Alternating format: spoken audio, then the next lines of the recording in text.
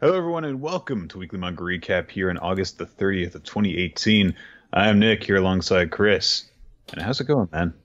I'm here. I'm doing good, Nick. Do you have any Netflix recommendations?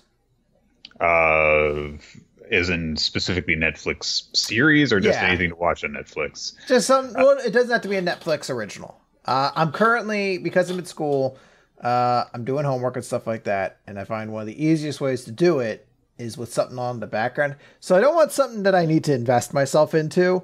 Like, if I could give you a perfect example, Fuller House.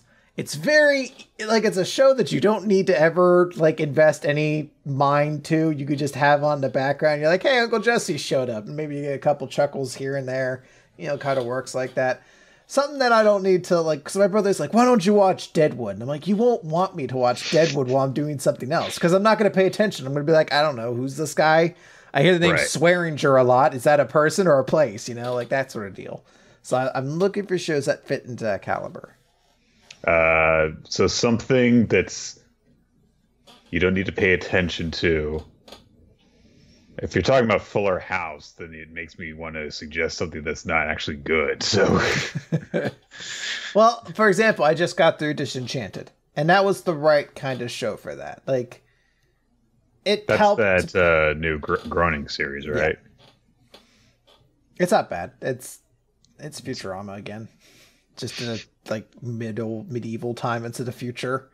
But I mean, they took the exact same three characters and just put them in this show, essentially. Gotcha. I don't know, man. Like, I don't tend to watch shows like that where I can just turn my brain off and not pay attention to them. That's kind of what I do with a bunch of YouTube stuff, you know, put on someone, you know, who's going to talk for a long time about something who has a calming voice, and then I do other stuff. Like me? No. Because if I did that, I would be listening to myself, and I'd just be like, "Oh God." Well, what if I did an ASMR video, Nick, where it's me like, "Hey, everybody, hi, go to sleep." This is the calming tones of my voice. All of my various voices will tell you to go to sleep. Go to sleep, Sherry. Yeah, you should go to sleep. Yeah, you should go to sleep now. Go to sleep, brother. Yeah. But then you would just go to sleep instead of getting your work done. Well, no, this is for the people, so I can do this. Okay. And then I can use that money to get Netflix to produce more mindless content for me to digest while I do homework. It's a perfect circle. I'm sure you could find it. It's out there. I just tend to use it for stuff that I actually, you know, like. So I'm not saying I don't like these shows. I'm just saying they're not heavy shows, you know? I've been watching Frasier recently. I've been through Frasier, though, so I need something. Need something new. Okay. I mean, Frasier's a classic. Let's not even try to argue. It's not. Right. It's just it's basically the 90s version of the Golden Girls, where, like, you tell people, you're like, this is really good. People are like, I don't believe you. You're like, all right, well, wait for yourself to get drunk as shit with nothing to do on Netflix. You decide to turn on an episode, and you're like, this is amazing. Pretty much. All right. We do have manga to talk about, Chris. If you want to switch topics to that, maybe we can discover a manga series that somehow will play itself in the background for you. Let's just do the recap portion of Weekly Manga Recap. We, if you don't know, are currently working our way through Flame of Recca for Sadistic September, which is going to kick off into... It starts in just a couple of days, Chris. It does. Every year, it's like, you know, I thought that the nightmare was over, but now we got to do another garbage series. How far have you gotten into any of Flame of Recca? Because I'm curious. No. Okay. I've had a very bad week, so I haven't had time to put aside to read it. Let's talk about heroes, Chris, including heroes that wear wacky vocoder face masks. Okay. It's chapter number 195 of My Hero Academia. Clash! Class A versus Class B. When you see that title from a distance, did you think that it said like class or clash? Yeah, I could see that. Class. class, class, class. Like that's like Yeah. the chant they had them all shout. Clash A versus Clash B in another clash. So Shinso has shown up for the interclass competitive training thing that's going on. And everyone's like, oh my god, it's Shinso, the fourth most popular, or however the hell high he was ranked character in the series. Ninth, I think, last time. He wasn't that big. He hadn't been around for a while. But yeah. And they're like, what's going on with that? He's wearing this weird mask. And also, isn't he wearing Aizawa's binding cloth? Which, it does look identical to the strips that Aizawa wears around his neck. So that could very well be one of his combat items, since he doesn't actually have a direct combat ability of his own. So we get kind of a little bit of a recap saying, it's like, hey, just in case you've forgotten who the ninth most popular character in the series is, this is who Shinso is and what he's done so far, kind of thing. And then as I was like, you should introduce yourself to the people you're going to be working with. And Shinso says, like, well, I've, kind of ran to a few of the sports festival, but we're not friends. And I'm not here to be, a good sport. I'm not here to make friends with people. I'm here to, become a great hero. And so all of you are just obstacles to overcome. And everyone's like, good speech. I know what we can do, Chris. We'll turn Becky Lynch heel, and that'll get people to boo her. Yeah, Becky! I don't know if you've been keeping up with that. Oh, yeah, I followed that enough. I follow Becky Lynch, and I did see, like, the individual little things they do to be like, she's a bad guy. None of you were cheering for me, and so on. What to hell with all of you. Yeah, Becky! Yeah, you're the best! And now they're just like, I guess we should stop trying to make people boo her. Just whatever. Just beat up people, I guess. Fight. So, it's battle training time. We get this big introduction from Blood King. And says, like, yeah, it's going to be a series of team battles. Class A against Class B. Yay. What was that?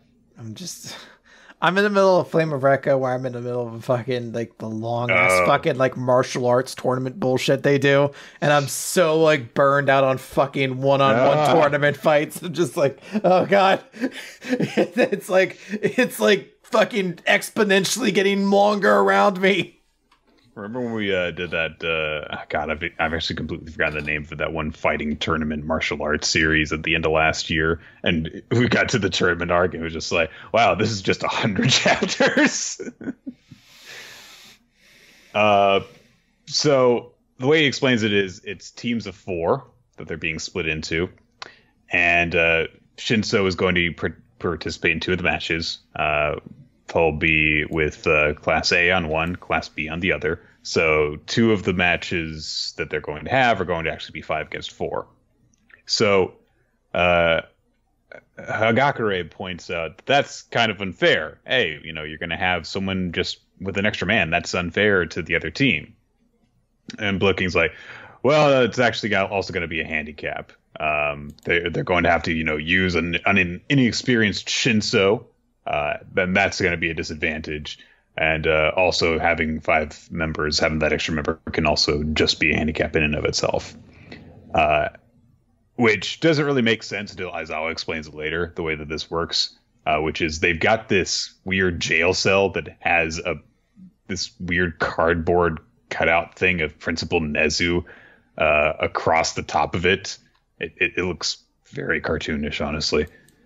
And Aizawa explains that the first team to capture 4 of their opponents inside and by throwing them into this jail cell is the winner. So having a team of 5 just basically gives an extra target for them to toss in, and you don't have to necessarily eliminate everyone on the team that Shinso's in. You only have to eliminate 4 of the 5 in order to win.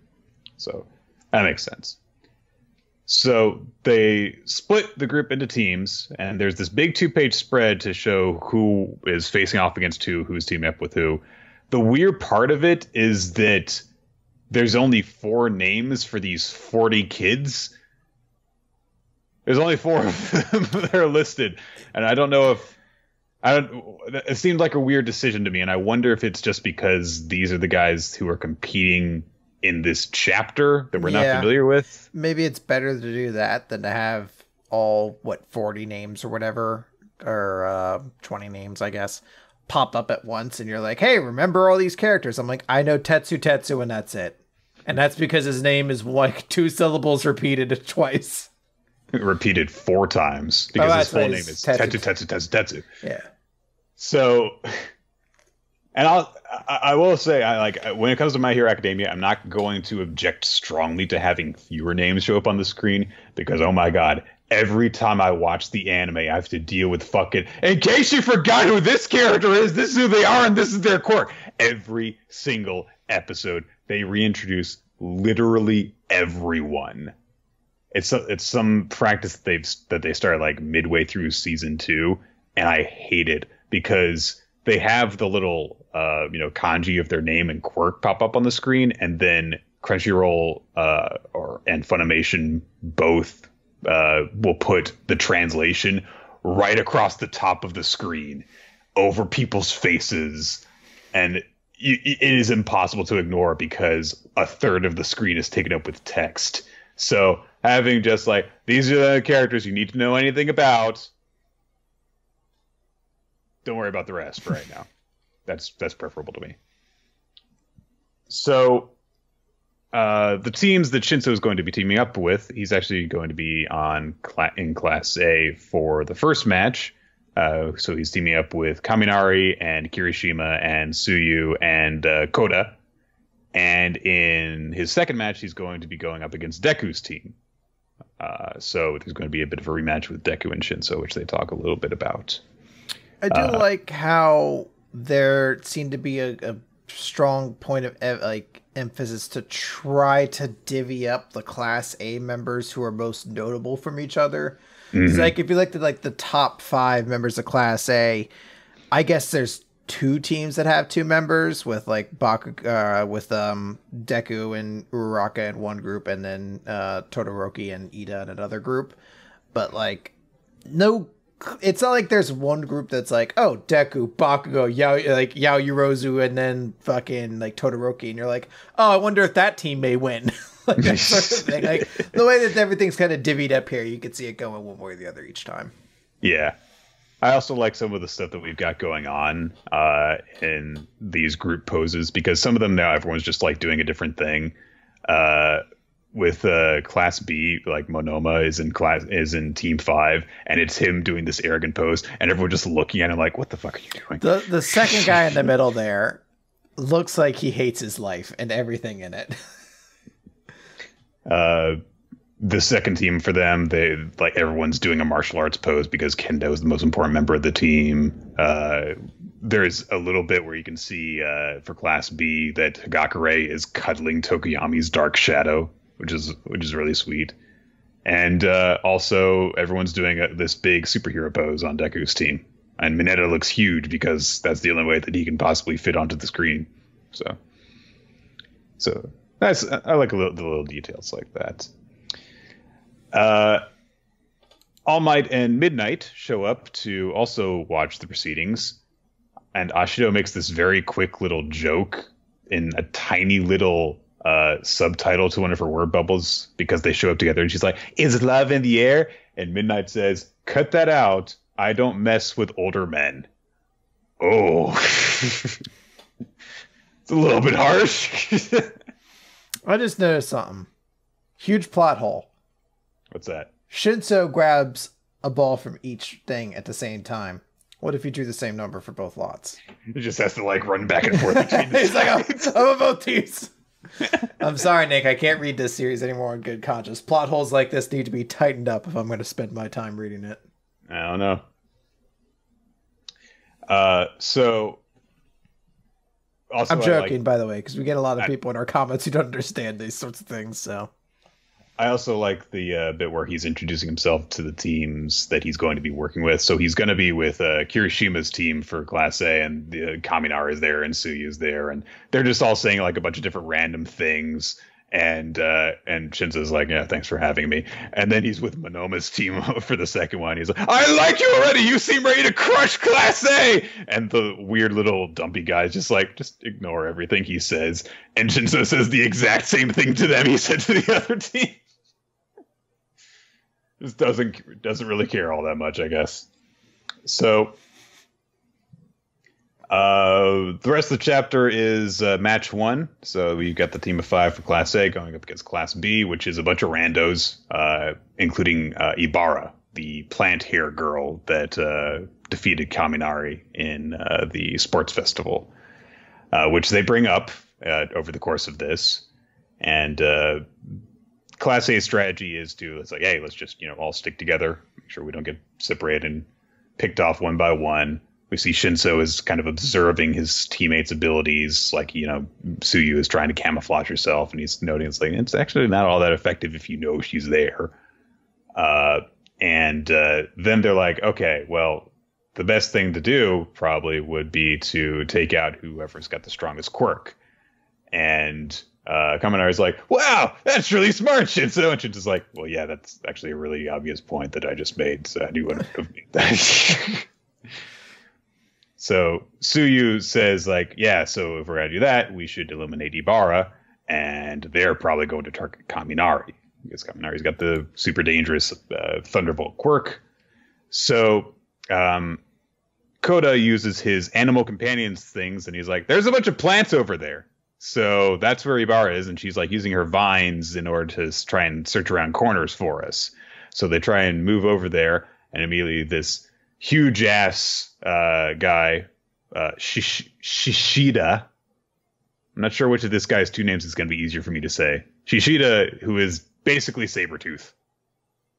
But that's the easiest way to say it. He ambushes them and knocks Kirishima into a wall. Another one of them is riding on his back, and he uses solid air, basically, to put this cube around Koda.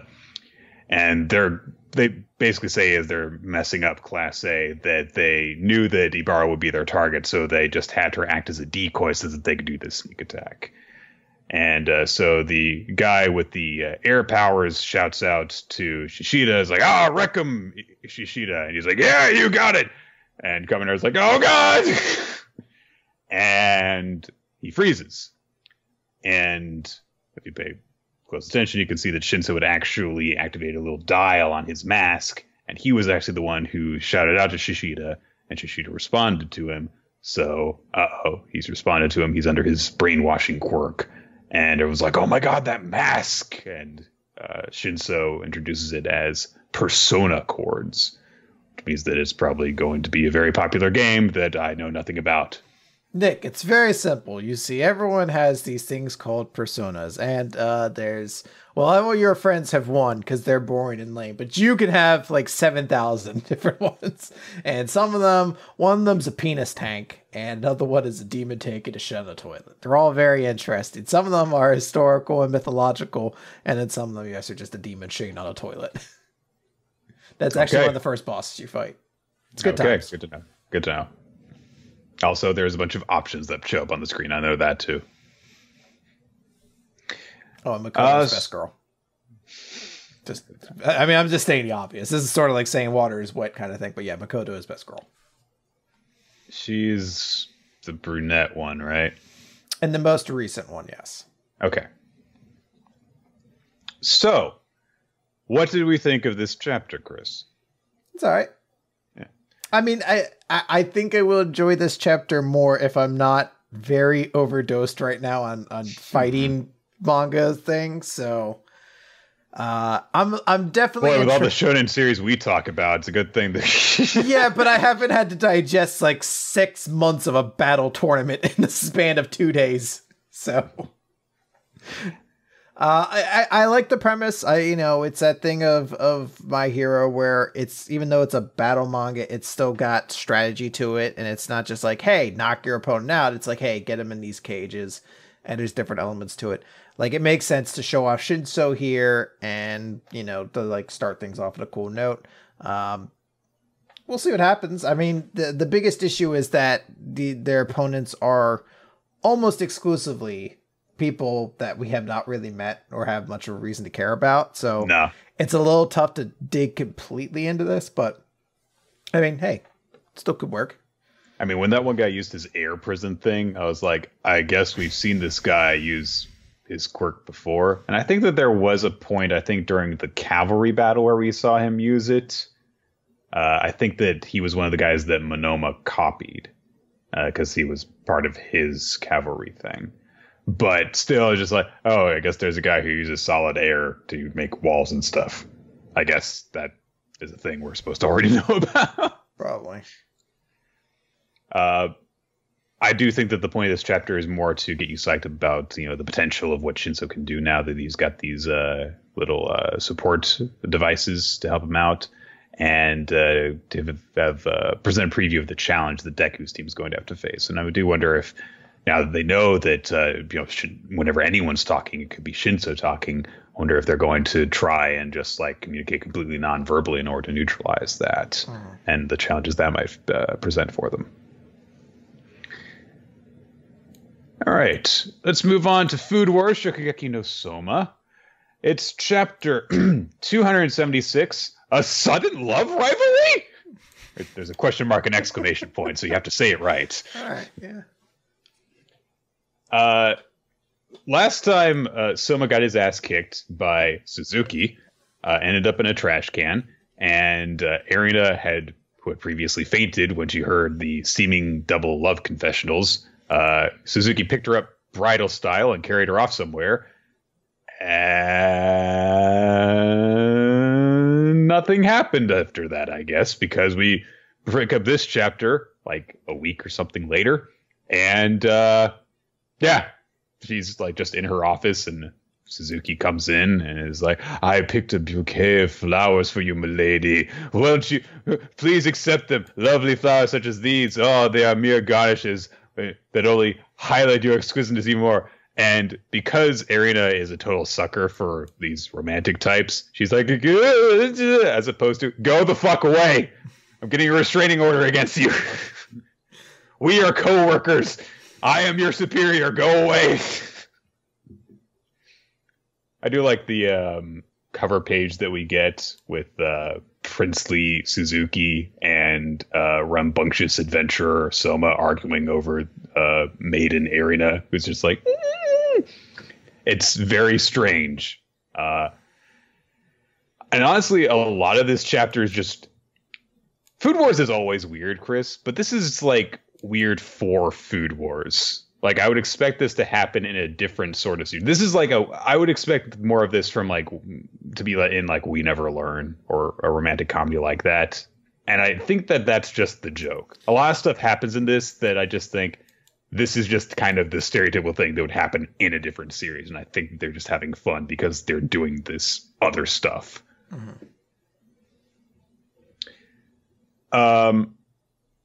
Erina gets very flustered because he's like brought a whole bunch of stuff for like a tea break, and she's like, I am the executive and leader of this institute. I can't accept personal gifts. And she like stumbles over her own chair and falls over, and all of the stuff he's brought for tea falls onto her. And so Suzuki brushes a little bit of her hair, and he says, Princess, you had a cheese stick stuck in your hair. Bitch, how'd you get a cheese stick stuck in your hair? I don't know. Is she just like, Hayami, or whatever the fuck my secretary's name is, take my calls. I'm going for my refrigerator nap. Just goes face first into the dairy drawer. Like, it seems like it's unwrapped too. Like, I don't know how you just miss, like, I've had dairy stuck in my hair for a couple hours. Well, it's from the stuff that he brought for the tea break. And I know it's like, okay, obviously it's not a mozzarella stick, but that's the thing that immediately comes to mind. Yeah, it's just like, oh no, when I took the mozzarella sticks out of the oven, I accidentally face planted into the tray and got one stuck in my hair. Oh, I guess it's because she trips over his plate. She trips over her chair, and then you see some of the stuff that was on the desk go flying.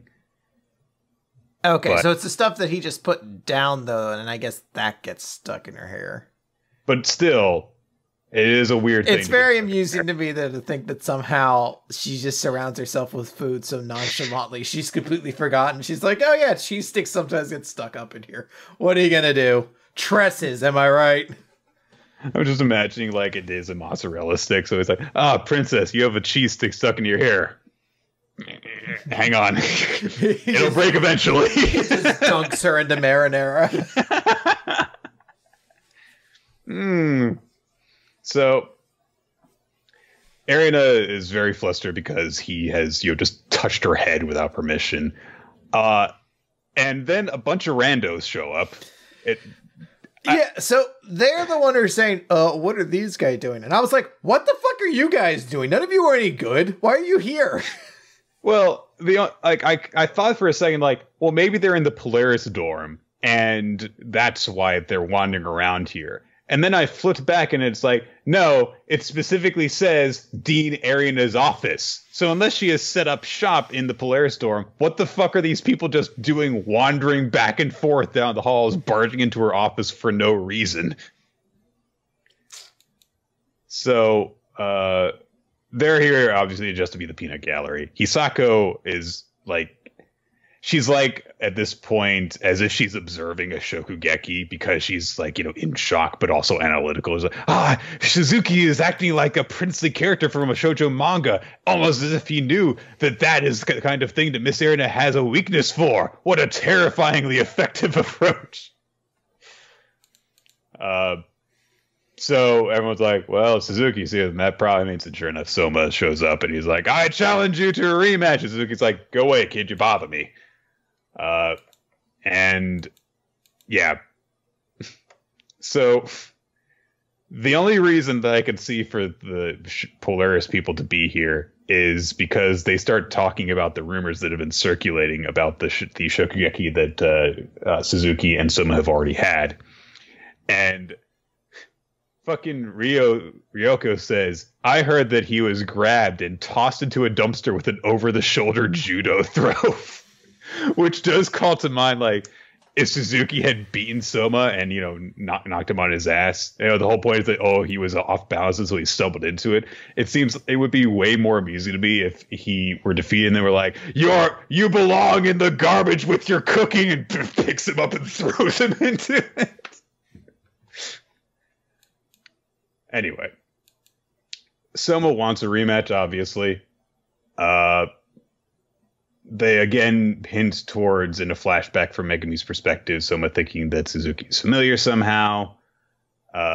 Suzuki dismisses Soma's option for a rematch because he says, I'm too busy courting Princess Erina. It's fucking dork, seriously.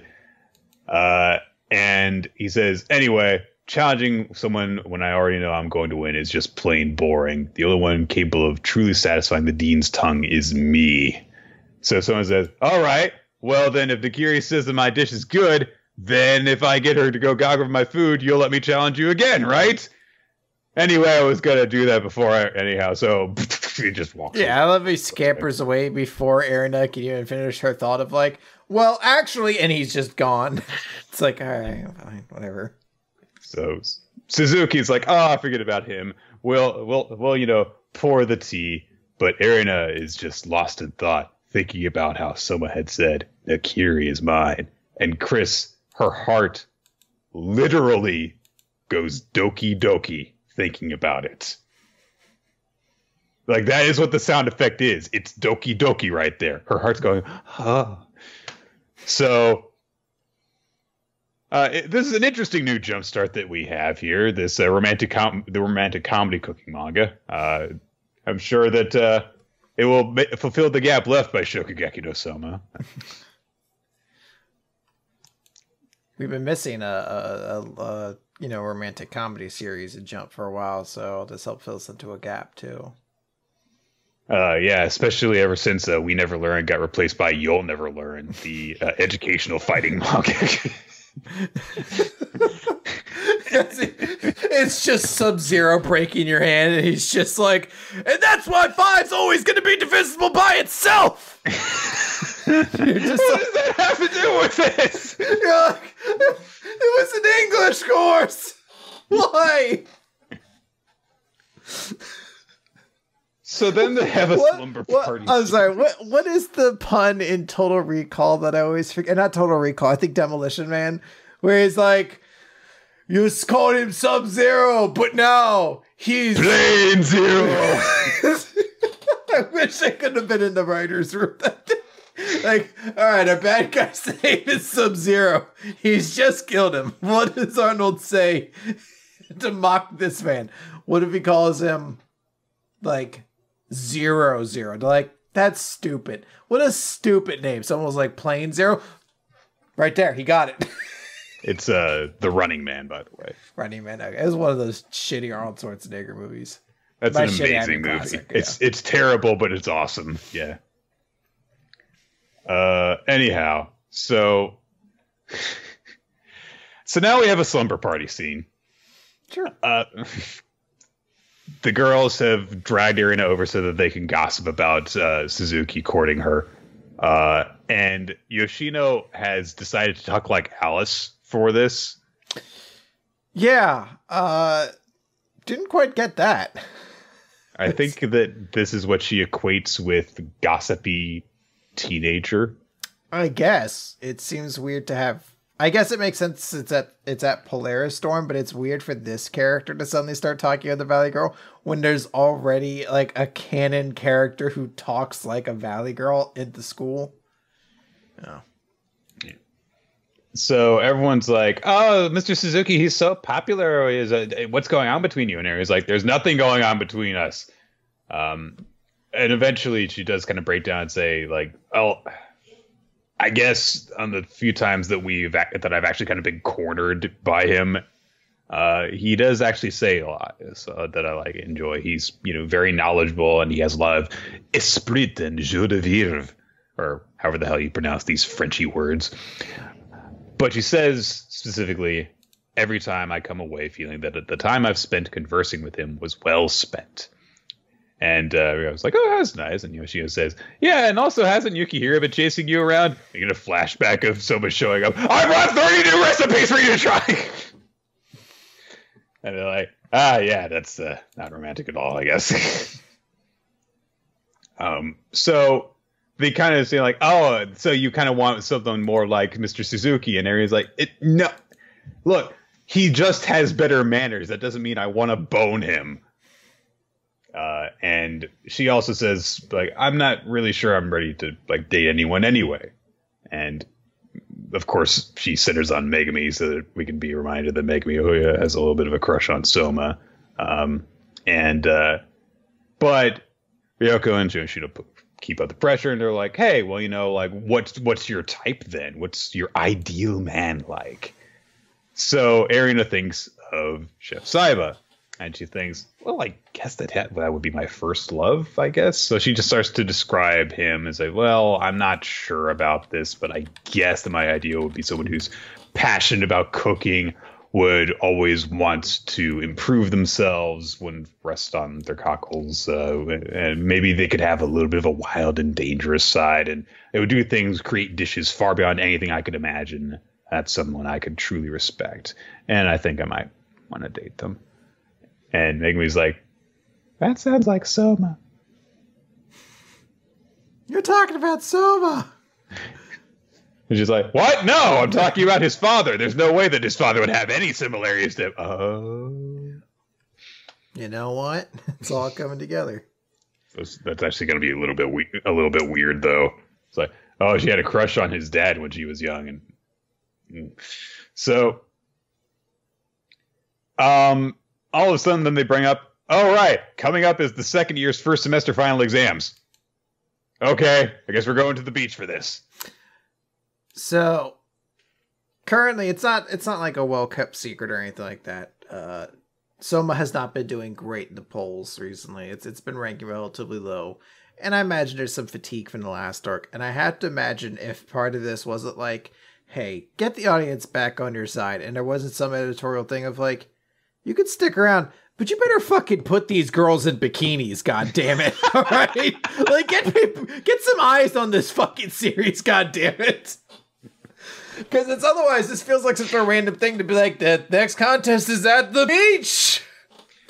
I don't know. I think that that this is something that's actually pretty typical for Shokugeki no Soma to do. You know, just like, I know we're just going to go and move on to another thing, you know. So we've got to go to the next plot arc. Let's get moving. Come on. You know, do the next thing. So it did seem like it was more getting back to the usual thing when we got this, because like, okay, well, we're going to do this new test, this new obstacle for them to overcome. Yeah. That's fair. Fair. It'd be great if just like after everything that they've been through, all of a sudden a bunch of people from Polaris Store just flunk this random normal test. That'd be great. They're like, survive the Azami regime, but apparently we suck. They all have fucking little bindles they're carrying out. Okay, Eden Zero. Yeah, let's talk about Eden Zero, Chapter 9 versus the Foot Brothers. You don't seem very enthused about this, Chris. Did something happen in this chapter that didn't endear itself to you? Such a shitty series. So this chapter opens up with Shiki, who fell into the giant trash pile, and he saw what looked like Michael the robot. And he says that. He's like, Michael, what are you doing down here? I haven't seen you, but oh, wait, this is you for 50 years from now. And the robot lights up, and it's like, I'm not Michael, I'm Johnny. And he's just like, what? He's like, yeah, I'm not the robot you're looking for, but it's an understandable mistake because we were mass produced that way. And, you know, Shiki starts trying to fix him. He's just like, no, don't bother. We're trash robots. What are you doing? And he's like, no, I'm going to fix you. And we get like a little flashback showing that like when Shiki was a little kid, he'd get directions from Michael on how to fix the robots. And then as they'd walk away, they're just like, man, he really thinks he fixed us himself, didn't you? And they're like, yeah, but we don't want to tell him that our auto repair systems are the one actually doing it. So, you know, it was just part of the character that he was playing to the mechanic that he thought he could fix them. So he's trying to fix Johnny, and Johnny's just like, you could stop. It's okay. Because you're kind. Even though I'm going to die, it's nice to know that not all humans are as evil as Sabir was. So I'm glad the last human I met was like you. And I assume it dies, because we cut away, and we see, what's her name? Piro? I don't remember her stupid name. Pico? Something like that. She's driving away. Weiss is driving her with Happy, and Sabir is right behind them. And she's talking about it. She's like, I have to do my job, or everyone will. And we don't find out what happens. She just refers to the other androids, and presumably, I guess, if she doesn't do her job, he'll kill the other robots. So their bike gets blown up, but then we cut away to Rebecca. She fights the Foot Brothers. And this is a very exciting thing, Nick, because these are two very dangerous characters. They had a whole chapter introducing themselves. Look at the dents that they're making in the wall whenever they miss when they're attacking her. It's terrifying. And she even thinks about that. She's like, how can a foot do that? And one of them kicks a wall and it breaks through it. And she's like, whoa, it's got to be a weapon. And, you know, while this is happening, we keep getting these weirdly cheesecakey shots of Rebecca's legs. But hey, it's a hero series. I guess that's par for the course, right? No. This is actually the gimmick of the Foot Brothers. They like her legs. Because they stop and they're like, yeah, you have very nice legs there. Yeah, very beautiful legs. And Rebecca's like, legs? And like, will you show me every inch down to your toes? Yeah. I want to see your heels too. So they've got foot fetishes. Leg and foot fetishes, yeah. And she's obviously creeped out, so she tries to shoot them, and they block all of her bullets with their feet. She says duckies again. Yeah, I guess that's just her thing. Yeah, well, she's a YouTuber, BCuber, and they have to kind of like self-censor themselves so they don't get ad cuts, like they don't get the yellow monetization mark. So she's probably just self-censored herself to the point where she doesn't allow herself to swear, and that's why she says duckies instead. That way she can still, you know, market towards kids. And, you know, she can compete with the Johnny videos out there and all that weird, creepy nonsense. Have you seen those? The nursery rhymes? Yeah. They exist in this world too, except now there's monsters. Well, I guess there's monsters in the current world. No, there are monsters in the yeah. And they scream, "Let us see those legs!" But before I guess they could just like collapse upon her and just tear her apart, Shiki gets out. He escapes. He doesn't even give a fuck. He just fucking single roundhouse kicks both of them. They're defeated. Some random dude's like, "No way! He beat the Foot Brothers!" And then fucking bolts. That's how fucking worthless Rebecca is to this series right now. Out of the way! We spent half of a chapter and then last chapter building up these guys, and all they did was just be really creepy and weird to Rebecca, and then Shiki was like, "Both, I'm out!" No time. He left. Oh, but there is one last joke that even though they're beaten up, they're still just like, "Shush, un legs." We cut over to Weiss, who's saying like, "Pino, use your EMP, take the robot down." She's like, "I can't. I can never disobey Master. I can't do it." And Sabir has this giant missile he's about to launch before Shiki shows up and literally launches himself like a missile through the mech, kicking Sabir straight out of it. And Sabir's like, "You little twerp." And his arm starts like having gaskets and stuff go off and like steam rising out of stuff like Transformers. He's like, "No one's made me angry in a long time." And then Shiki just punches him in the head. It's like, "Same to you, pal." That's chapter. I did actually really like that moment because he's like, "I'm gonna hit you, you little twerp." He just punches him again. Yeah. So this chapter was very much like, oh, so apparently the guy who wrote Fairy Tail is 100% doing this series. It's such a fairy tale chapter. Like the villains immediately look like jokes. I wouldn't even care about sexualization of the female hero, and I wouldn't even care about them being like weird joke characters who get kind of beat up because I don't give a fuck. They introduced them last chapter and they have like Hans and Franz voices. Who cares? Like that's not enough for me to get invested in them. But it's the fact that it's like this is what Rebecca's role probably is just going to be in this series a lot of time, which is essentially exactly what Lucy's role was previously. Like she'll get the one-off occasional fight, but it's mostly fan service jokes and shit like that. Like it's the fact that she dealt with half a chapter of them like. And not just them doing it, like the camera is doing it too. Like, look at Rebecca's legs, and then Shiki pops out, knocks the guys out, and flies off without like saying anything. And you're just like, "Well, Rebecca, you're really lame not to be able to immediately take care of these guys." Like, I'm just like, I don't give a fuck. Like, why can't she at least be the one who beats up the perverts or something like that? It's just like it's lazy nonsense that annoys me. The other thing I want to talk about is the bolt repairing thing. I feel like if I were the one making the decisions on this series, then I would have had this take place at a later point. Because it was the pilot chapter that we had, everyone revealed to Shiki's like, "You don't actually repair the robots. It's our auto repair system." But we didn't actually have any proof of that.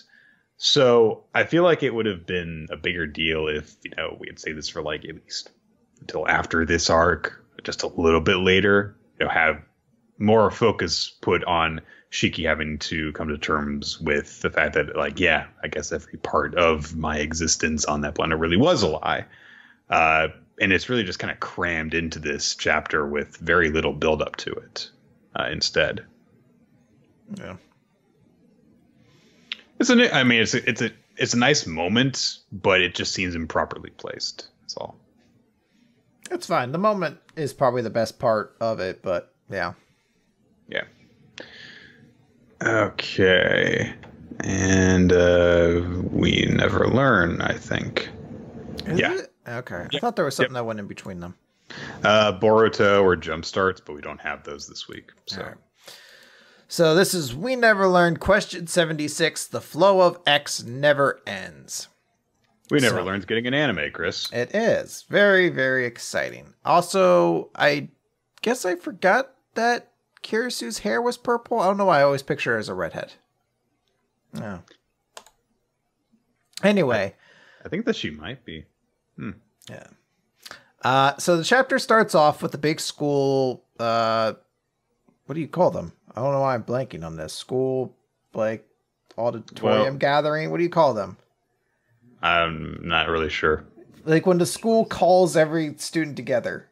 Mandatory attendance. Fuck, no. There's like an actual word for these. Conference. No, assembly. That's it. Calls all the kids together for an assembly. There we go.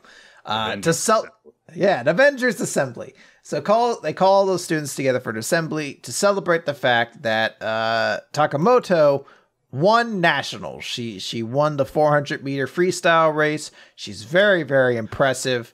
They all give a big round of applause. Yuega's reading a magazine that even has her like interviewed in it, and there's pictures and everything. And in it, I guess they also interviewed her. And one of the questions she's asked is about who her ideal guy is. And she says, my type is intelligent guys who wears glasses. So all the guys with glasses in the class are just like, oh, I got a chance! Maybe I should ask her out.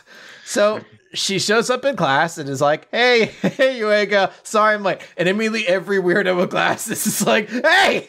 Want to go out? And not only that, everybody else is mobbing her. Everyone's like, wow, you could go to the Olympics. Could I have your autograph? This is so crazy. And Yuega thinks back to that moment that he had with her where she talked about it. She's like, well, if you're going to cry, you might as well go out and do all your best and then cry. And he thinks like, maybe I don't really have much of a right to feel this sort of way just because we're classmates. But I do really feel proud of her getting all this sort of attention and praise. You could at least call her a friend, Yuiga. Come on. He's very, very shy and weird. He's a very, very shy boy. So she's studying with Yuega later, and she's very exhausted because she says that the principal even called her into her office at one point. So all this congratulations and everything like that, he wished her luck on her studies. It's very, very big. But hey, let's get to studying English now, because that's what I'm here for, and I want you to really challenge me on it. And there's a moment where Fumino and Ogata are coming up, and they walk in on Yuega crying because he's so happy that she really wants to study English, because she never normally has any sort of interest in it. It's always something she kind of has to be dragged into doing. But she's like, hey, let's do it this time. He's such a proud teacher now. But then we get a flashback. It's a really weird little panel there because, like, everyone's like, why are you crying? Like, Haruka said she wanted to study. And Ogata is, like, apparently running back and forth with tissues in her hand. Just going, tissues. But we see the two girls. Error encountered. Doesn't make sense. Why cry? But we see the two girls who are also on the swim team watching from afar. And then we get a flashback to them eavesdropping in on Takamoto going to the principal's office. And we see that conversation where the principal's like, oh, you're doing very good. Congratulations. Your English grades seem to be gradually improving as well. And she's like, yeah, Yuega's tutoring me too. So I'm doing even better than before. And the principal just says, fucking, I'm not even going to bury the lead. There's an offer for you to study overseas. Talk about a prestigious Australian university renowned for its swim team that also has an exchange program with their target school or target university. So this would be like a golden opportunity. She'd go to a school that's renowned for its swim team, then immediately kind of have the in to transfer into her dream college afterwards. And he says, with your grade and everything, they're inviting you to enroll. But since it's overseas in an English-speaking country, you're going to need to be more proficient in English. So you'll need to exceed the 80% threshold on the English entrance exam. And, the two girls are just like, what? How could she possibly decide that right now on the spot? But Takamoto says, I'll do it. And she thinks back to that conversation, all these moments she's had with her friends, thinking like, I once told a friend that after I've done everything I can, they'll cry. That's when I'll cry. So I'll go anywhere. I'll do whatever it takes as long as there are races I could swim in. And besides, that opportunity is a special privilege, right? And Kirisu says nothing. She just does the knowing very sagely wisdom of you, young person kind of moves. And she says, hey, so I just need to keep studying English, right? That's sort of the gimmick here. So if that's the case, don't tell Yuega about my overseas offer because, I'd like to spend the time I have here left, the way it has been with Yuega as my tutor. So then we cut back to the present and the two girls are thinking like, so do you think she knows? And they're like, oh yeah, there's no chance she doesn't know. The harder she works, is going to mean the further it's going to take her away from Yuiga. And it's very sweet. We get like sort of this shared moment between the two of them, and she's just like, I can't understand the words. He's trying to teach her, and she's like, it's easy once you know the words. Just say it over and over again. She's like, well, after that, she's like, when you do it over and over again, you have to expose yourself to English text every single day. And they're having a really big moment there. He's like, you told me to challenge you, so here it comes. And he thinks to himself, wow, it's an honor to have such an awesome athlete depending on me. It makes me feel useful. No matter what, I've got to support her success. So this is an interesting situation that we've got set up here. And unfortunately, it really makes me feel as though it's like, I don't think that Aruka Yuiga ship is actually going to end up sailing, Chris. I don't think it's going to happen, because whenever you have a situation like this in this kind of series, that kind of tends to be the thing that's just like, well, that's probably not going to work out. It's probably going to end up being the wall that they run into. Because now Aruka's got to basically choose between her dream and Yuiga. And I do really like that. It's that ironic situation that she is in, where she has to get close to him in order to pull herself away from him. And basically, yeah, exactly as her friends say, the better that they work together, the more she's going to end up not being with him. It's really interesting, and a lot more kind of serious than a lot of the stuff that we get from this series. So it was a nice little change of pace. It's a very interesting twist. It's cool too, because this is the first time it's really counterintuitive for him to study. Because normally it was like, I'm studying with these girls, it gives me a chance to get closer to them and I help them achieve their dreams. But their dreams never actively then took them away from him. And he doesn't realize this yet, but it is an interesting source of drama that feels natural. Like it doesn't feel like some manufactured nonsense. Like, this makes 100% sense of like, yeah, she needs to get better at English so she can go to this overseas academy, but by doing so, she'll be leaving him behind. It's a very organic thing, and I like Takamoto's conviction towards it. It's strange when you think back to when we first started reading the series. We were like, fuck this character. Studying sucks. And I don't want to do anything. And you're like, now she's just full of like nothing but the best sorts of wisdom and conviction. The series, like, shit. Yeah, she still having those same recognizable qualities. She's putting her all into everything. But yeah, it shows a lot of how she's matured to just be like, oh yeah, I'm going to do it, and I'm going to put my all into studying so that I can accomplish this. It shows how far she has come. So, absolutely, I'm definitely digging it. I think it's going to be an interesting twist. Let's see where it goes. Okay, let's talk about Dr. Stone. Z = 71, Prison Break, Season 6. So, this chapter is all about Chrome trying to do his solo prison break, because he knows that there's a trap laid out for Senku and the others, and he has to be the one to get himself out of this situation. But he doesn't really know what to do. He's like, all right, I'm going to break out here with the power of science. But I don't have any science material, so I have no idea where to start. Okay, let's start scrounging around here. And he concludes like, okay, I can't dig my way out of here. I don't have enough materials to break through the bars and the bamboo. Damn. Okay. And to make matters even worse, we're introduced to essentially the warden of this place. Yo. That's his name. Yo. He has a tonfa. Where the fuck did he get a tonfa? I mean, you just put two sticks together. It's basically a tonfa. It looks very well made. It's maybe he was. You know what? I guess he's had time. But... Well, it's also he got turned to stone. Theoretically, a tonfa could survive.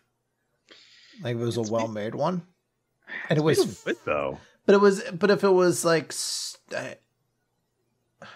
No, I guess the clothes didn't become stone. Right. Oh. I mean, I guess he would have had time to make it, because it's probably been several months since he was revived. But it just seems weird to see this very modern, well-crafted looking thing. I find the much more curious decision is the fact that, like, Tsukasa's like, you will be part of my team. You will, in fact, be in charge of my prison systems. You, the ever-watchful eye. He's just like, do you want me to get rid of that other half of your face still covered by the stone? He's like, no, I look cool like this. Don't touch it. All right, I want you to deflect my punch. Okay, no problem. Oh! My depth perception! And how in certain shots it actually looks like that's, like, when he has, like, the big, like, curly, like the upside down U for his eye. If you look at the other eye, it almost looks like that's changed too. When you're just like, oh god, is it shifting beneath the stone and molding? I might not be able to move my eye, but I can make funny expressions with it. So we get a very small little bit of background about this guy because this is his, big introduction, and he talks about, it's like, hey, back I love how simple this new world order is. We get a flashback to when he was on the police force. And he was like, the perp was running, so I shot him. Bam! What? Did I do something wrong? Did you ever by any chance watch Just Shoot Me, Nick, back in the day? No, I did not. All right, never mind. So story lost on you. Sorry. There's a great episode of it though with what's his name? The bald guy who is the villain, David Cross, where David Cross pretends to be mentally challenged because it makes life easier, and like his cousin's one of the people who works there, so he's just bringing him to spend time.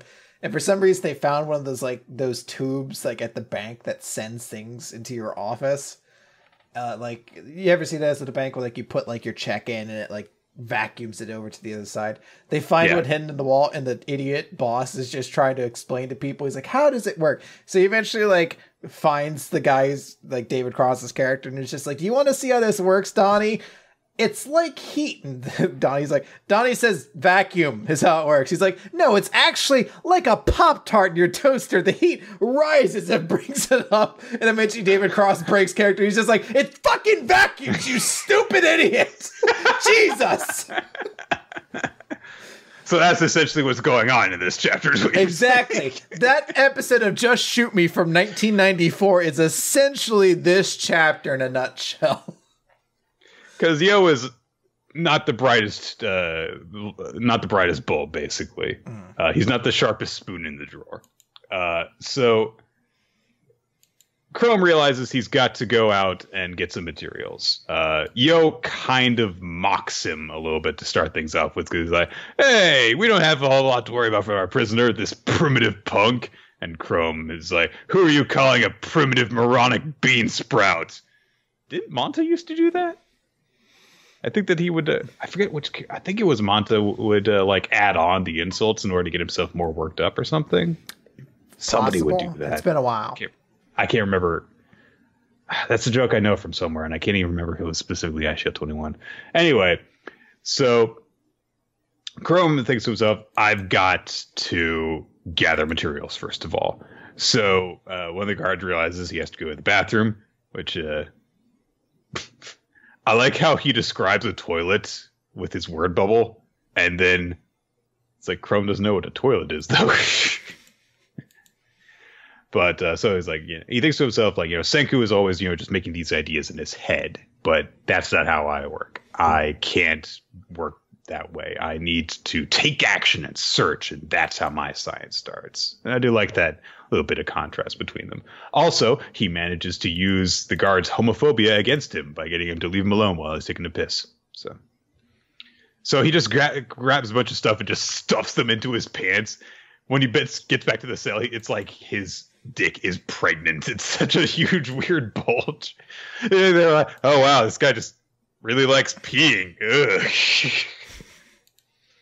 So he's gathered all this stuff, including a 4-leaf clover. He's like, oh, Ruri and I used to search for these as kids. That takes me back. But he's worthless now! I do love that moment. So he's got a little bit of twigs. And he's like, maybe I can use these to start a fire, and I can use them to burn the binding on the bars. And, of course, it doesn't work. It's like, nah, this is not ideal material to start a fire with. Man, I really wish that I had a battery here, but they took all of my stuff during the strip search. So he goes to sleep. And then when he wakes up, he sees that there is a battery sitting next to him. He's like, oh my gosh, Taiju and Yuzuriyu must have dropped this off for me. Which, possibly, might have been it could have been someone else. I like his envisionment of the two of them. Wonderful. Because they note, like, this is how he thinks they look in his mind. But because he's never met them. I like how they are basically large Senku and supermodel Ruri. Yeah. So he, connects the poles together the way that he, had heard from Senku and straps them to the bars. And it quickly shorts out and it bursts, but it's not enough to break open the bars, and also it makes a lot of noise. So the guards immediately rush over, and Yo just smacks Chrome through the bars. And he's like, hey, how did you do this? You really thought that we wouldn't catch you starting fires? How'd you do it? And Chrome's like, hey, don't you go underestimating a scientist. I'm not going to tell you. But he's like, I can't let him, discover my battery. Because that's, I've still got to use that. He managed to hide it away before they showed up. But fortunately, the random sticks and stuff that he had gathered are still lying around. So he's like, oh, monkey boy, you think that you're a scientist? Come on. Oh, no. I shouldn't mock a poor primitive ape like you, no. When you rub sticks together and they create heat, did you know that? Like rub and bam, oh, science. No, it's okay.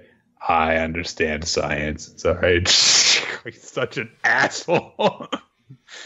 So Chrome's like, oh yeah, well you guys compared to me are. He's like, wait a second. No, I've got to throw away my pride here, because the more they think that I'm an idiot, the less they'll think that I'm actually capable of bursting out of here. So I should actually let them think that I'm still a primitive ape, like they say. He's like, hey, did you know that if you stick something underwater, you get salt from it? But you didn't know that. And they're like, oh, you get salt from the sea. Wow. And Yo actually remarks as they're like going back to bed, like, oh yeah, I'd love to see you, do a prison break with salt water. And Chrome's like, oh, there's an idea.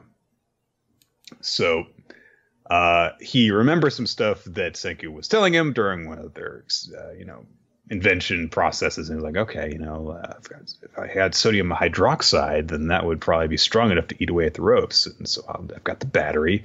I would just need salt water. Now, I can't actually get seawater in order to do this. The only way to get the salt content. And so he realizes that he has to basically just sweat it out. And so over time, with he's being brought his meals and drinking water and stuff, he sweats it out and squeezes out just like his headband and stuff like that into this little cup.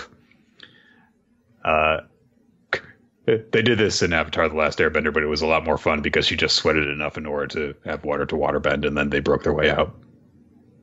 Anyway, so nobody's here for Avatar: The Last Airbender stories, Nick. They just want just shoot me anecdotes. That's it.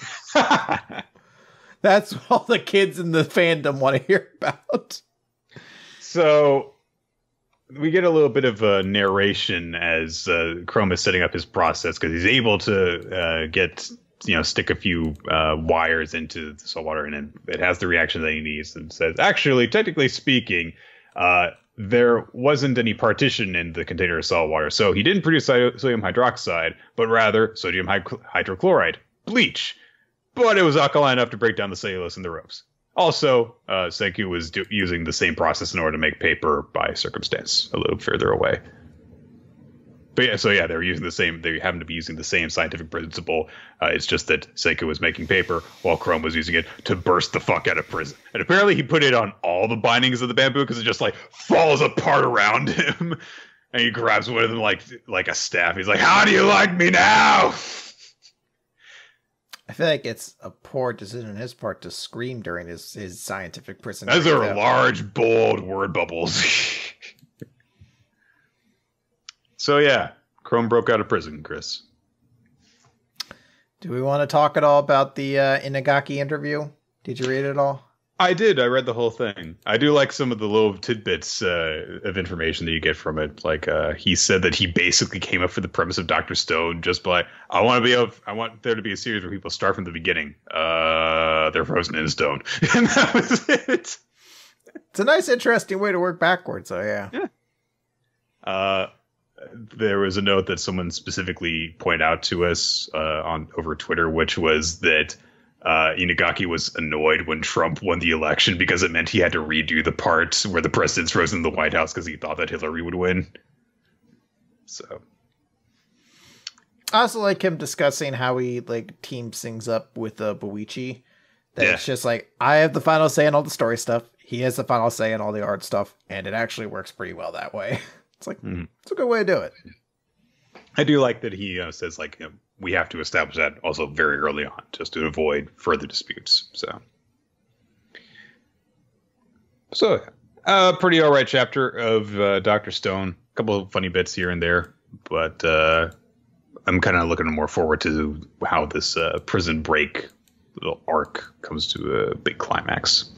It's also worth noting that if you're interested, the first volume of Dr. Stone will be coming out next month too. So. That's right. Okay. All right. And now we're going to move on to the Seven Deadly Sins. Chapter 279, Seven Deadly Sins, the tolling of the victory bell. So, last time they were setting up to do a big Trinity attack between King, Gowther, and Diana. I guess we're cutting backwards to be like, and King has a cool new suit of armor. I'm like, I don't know if cool's the word I'd use for it, but fair enough.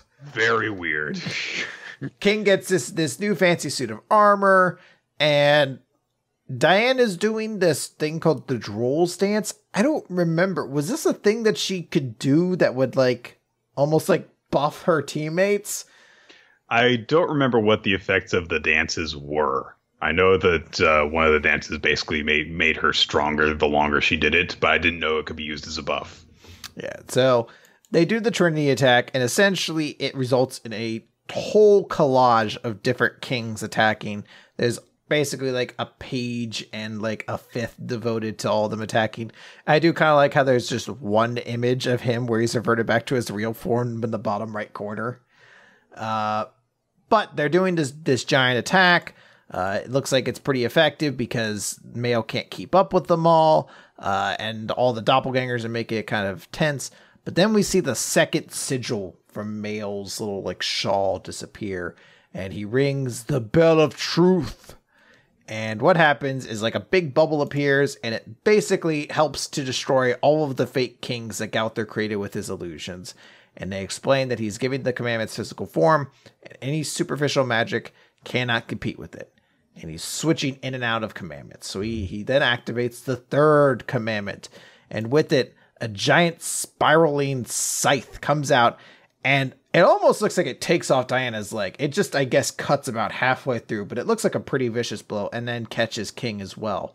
And gives him pretty vicious wounds. But then their magic stops working. Like, Diane shrinks. And we see King's armor fall off. And like, what the heck's happening? And we see that by the wounds, there is a mark now. The curse of silence that has sealed off their magic. And we see that Mail was preparing the previous attack they used. And Gowther's like, shit, if he uses that, he's going to kill them. They don't have magic or anything to protect themselves. They'll be killed. So Gowther, I don't know, he fucking like rocket boosts himself up there because he was nowhere near him. And he's immediately like latched himself around like fucking Chaozu back in the fucking Saiyan arc. I was going for Android 16, but yeah. They're all going to be just as successful as those previous examples. Has there ever been a situation where a character is like latched in like a battle shonen series where a character's latched themselves onto a villain and said, I'm going to explode now. And it worked. Like it didn't just fucking blow up in their face. Because this one certainly does not add to that. We have this whole thing where Gowther says like, hey, I want to protect you, but you know, I basically had Merlin install, and this is thinking back to a while we actually had this sort of teased out. Merlin installed essentially a self-destruct mode in me that if I activate it, it'll obliterate everything in a 10-mile radius of me. So everybody else, get out of here. Just go, you know, like move, and I'm about to detonate. But before he can, he gets fucking dropped to the ground as he explains that he felt like he just became a weight that his body was unable to handle. And we see the woman above him. Wait, I thought of one where it worked, Chris. Okay. When the Cyberman killed Yamcha. Yeah, it did work. I guess that does count. Poor Yamcha. I forget this woman's name. We met her a while back. But it's essentially it's the girl Gauther had fallen in love with back when he was still the puppet baby in the fields. Naja. So Naja's there, and he's like, "Is this an illusion of her, or is this my heart creating a wish?" Because Naja's basically saying, like, "No, don't do this. Don't do it." But we see that the fourth sigil is disappearing from the shawl as Mayo has used the incense of chastity. And everyone's like, Gauther, what happened? What's going on? And they're like, shit, he's doing the attack again. And they're going to be killed because I believe that two of them are still turned basically human by this point. Yeah, they've got no protective enchantments or anything. So they're about to get eviscerated when Oslo leaps in. Nick, Oslo! For a second, I got low confused with Helbram, and so I was like, is he dying for King like a fourth time? Like, they can't do this again. They can't. But it's actually a pretty brutal shot because you see Oslo leaping up to take the shot, and Oslo thinking like, you know what, I'm gonna protect you no matter what.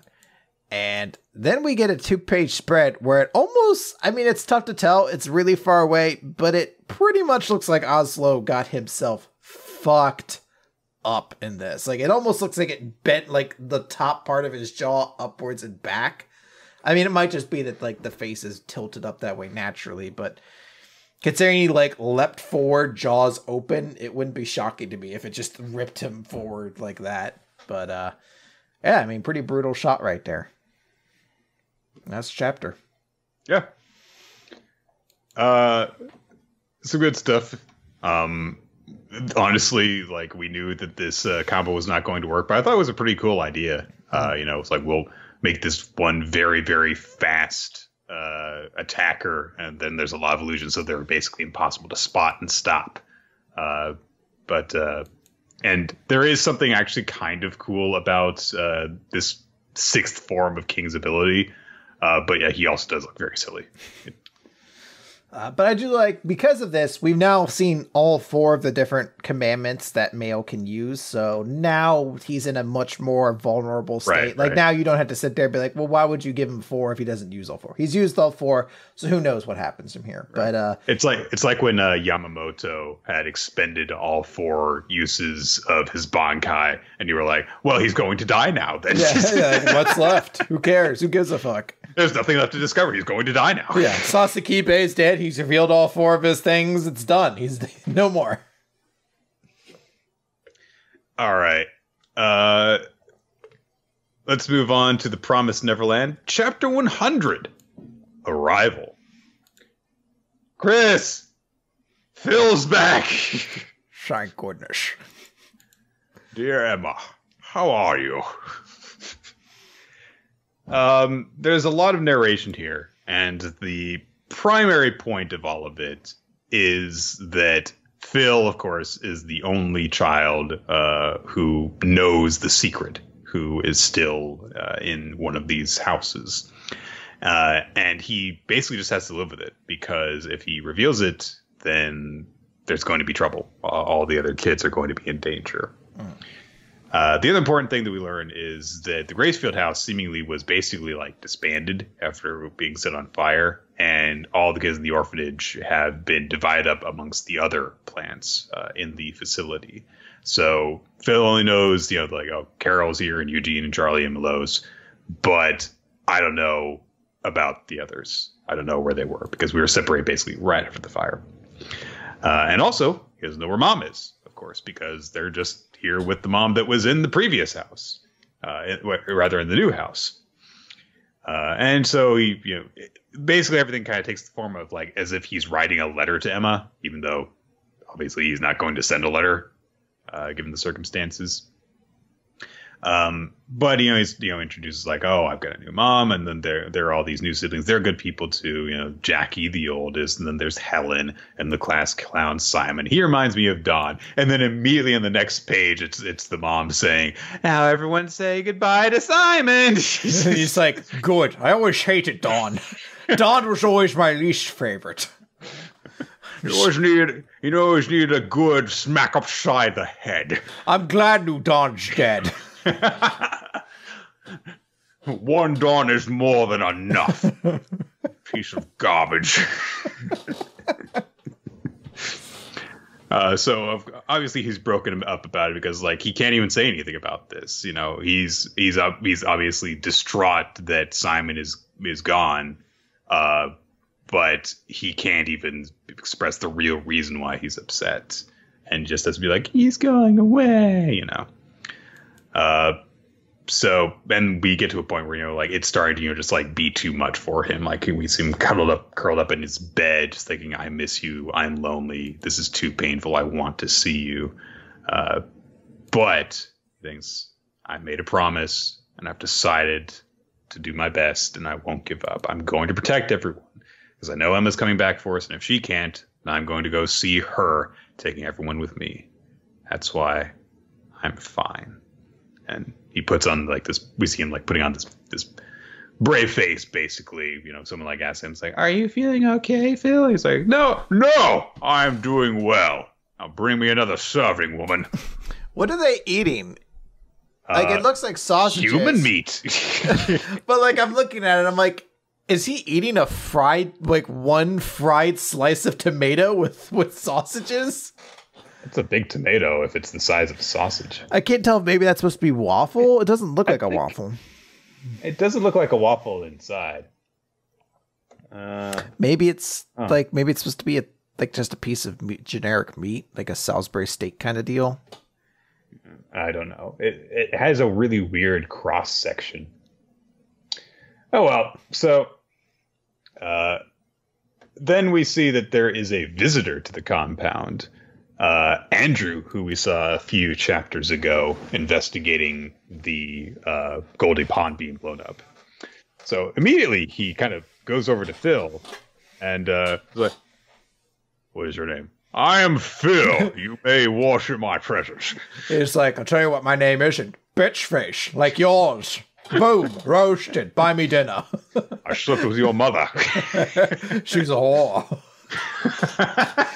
"I'm just kidding. She's a good lass." And just was like, "All right, what's your name?" He's like, "You know what, any other kid." That's right. Run away, you bitch. That's what I thought, fuck boy. You cock. That's what your name is, right? Cock Drew? Is that what it was? It's just like he's like starts following him around. Wait, kid, will you go away? I'm gonna interview other children. "Oh no, I see you're intimidated by my incredible masculinity." He's like following him out to the car. He's just like, "That's right, Cock Drew. Go grab your suitcase." My name is Andrews. I'm not anymore, snot. It's Cock Drew now. Deal with it, bitch.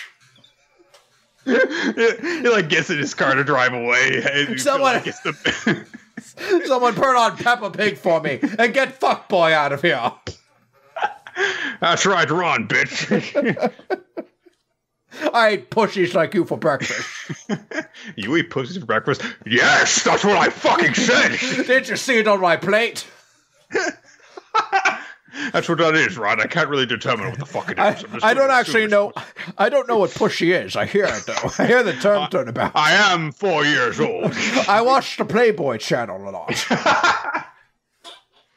I assume it's like some kind of steak. All right. But Andrew says to Phil, "I'd like to talk to you." And you're like, I don't even know how he manages to get this low to the ground, because Phil is short and he comes up to like Andrew's knee and he manages to get face to face with him when he says that. I guess maybe he lifts Phil up and then leans down. I want to talk to you. Say it, don't spray it. All right. So, whew, all right. That's the first half of the chapter. The rest of the chapter is Emma and Ray's group as they're going through the woods trying to get to the weirdly named location. The Dragon of what the fuck ever. So, as they're wandering around, Violet, hears something, and Dawn's like, "Oh, it's probably a stream because there should be a stream up ahead according to the map." And was it Zach? I think was his name. Yeah, headband dude. Yeah, Zach's like, "What?" Or is it Zeke? No, it's Zach.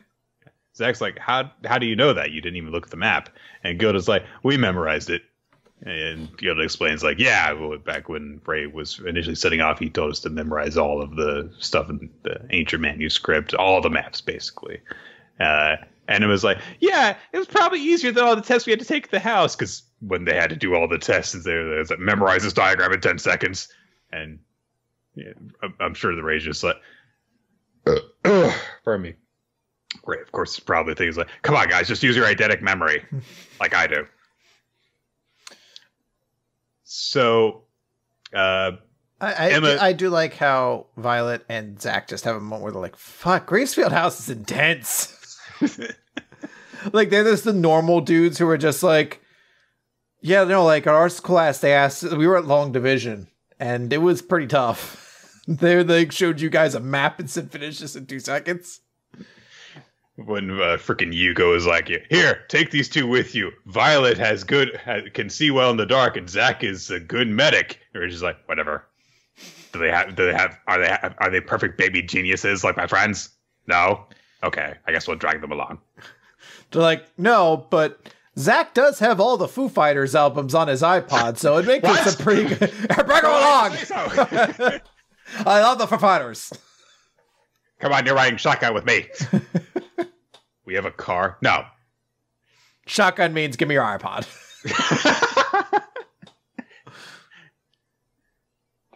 Okay, well, I think the first thing we should do in order to ensure our survival. Shut the fuck up, Zach! I'm listening to Foo Fighters. Learning to walk again. It's like the demons are attacking. I believe I've waited right enough. It's like, yeah, all right, fine. We get a little bit of talk about, right, there's demons out here. And Emma gives this like very matter-of-fact explanation of what to do with the demons. It just like shoots one in the fucking eye with her bow and arrow. And Ray just says like, "Hey, all right, if we encounter some, just hide before they can see us. And if they find us, kill them before they can call reinforcements." And that's it. Easy peasy. And then they just arrive at the location they were supposed to, at D528-143. And so they go, "Oh, is this Kuvitidala?" And they're basically surrounded by something very similar to Stonehenge. It's like double Stonehenge. Yeah, so that must have been a fuck and a half in order to put together, because how the fuck do you lift those boulders onto each other? So how did the aliens lift it for our Stonehenge, Nick? So there you go. Yeah. I like the first half of this chapter a lot. It's almost like a little kind of like a bottle episode, where it's sort of like, hey, here's just this look in to see what's going on with Phil. And you're kind of dealing with all the stuff he's dealing with and all the trauma he's putting on. But just like the other kids, he's, working his way through the grief to like keep it together. Like it's a pretty cool chapter. And then at the very end, we get like the Andrew tease.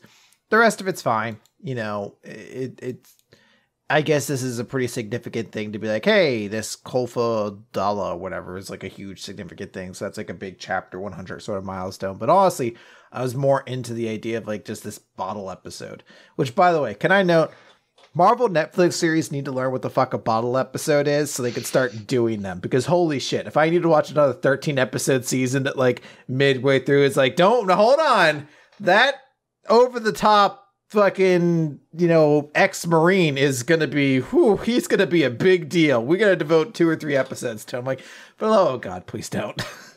No more. No Moss, please.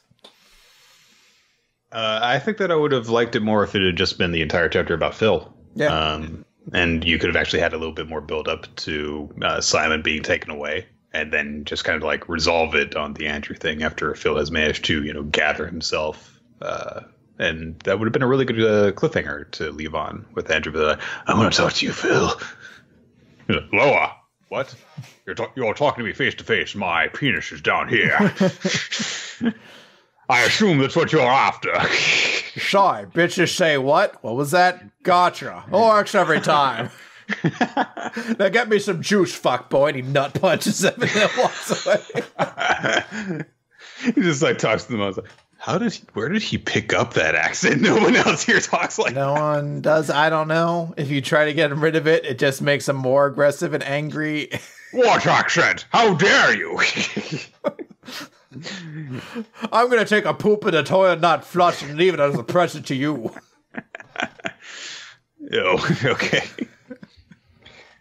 All right. Black Clover, Chris. Scotch. Yeah, hold on. I got distracted and forgot to change to the next chapter. Black Clover, page 170. Scrolling to the page now. That's not the chapter title. Would be a good one if it was. 170, the Fallen make their move. This is the weirdest fucking chapter, man. I don't know what this like.